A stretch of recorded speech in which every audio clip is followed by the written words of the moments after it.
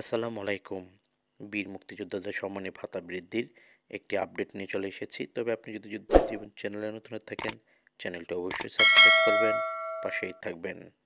বীর মুক্তিযোদ্ধাদের সম্মানী ভাতা বৃদ্ধির খবরটি ইতিমধ্যে আপনাদের জানিয়েছিলাম, যেখানে সামাজিক নিরাপত্তা কর্মসূচি সংক্রান্ত মন্ত্রিসভা কমিটির বৈঠকে মুক্তিযোদ্ধাদের জন্য মাসিক সম্মানী 30,000 টাকা করার প্রস্তাব করেছেন মুক্তিযুদ্ধ বিষয়ক মন্ত্রী মোজাম্মেল হক।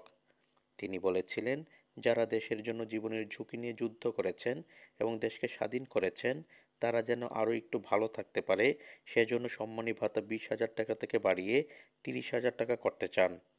আর এটি কার্যকর করা হবে আগামী 2024-25 অর্থবছরের বাজেটে।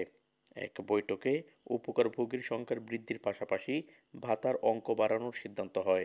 এর মধ্যে বীর মুক্তিযোদ্ধাদের সম্মানী ভাতা বাবদ 5,000 টাকা নির্ধারণ করা হবে এবং সেই সাথে দরিদ্র মা ও শিশু সহায়তা ভাতার অঙ্ক বাড়বে আগামী বাজেটে।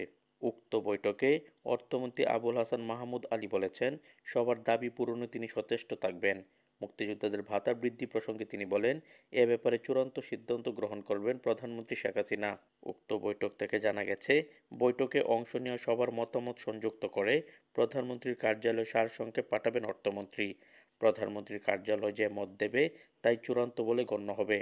মুক্তিযুদ্ধ বিষয়ক মন্ত্রী মোজাম্মেল হক বীর মুক্তিযোদ্ধাদের মাসিক সম্মানী ভাতা 10,000 টাকার বৃদ্ধি প্রস্তাব দিয়েছিলেন, যার মধ্যে খুব সম্ভবত 5,000 টাকা নির্ধারণ করা হবে। এখন পর্যন্ত বীর মুক্তিযোদ্ধাদের সম্মানী ভাতার বৃদ্ধির আপডেট ছিল এই। আরও নতুন নতুন আপডেট এলে সাথে সাথে আমি আপনাদের এই চ্যানেলের মাধ্যমে জানিয়ে দেব। ততক্ষণ পর্যন্ত সবাই ভালো থাকবেন, সুস্থ থাকবেন। আল্লাহ হাফেজ।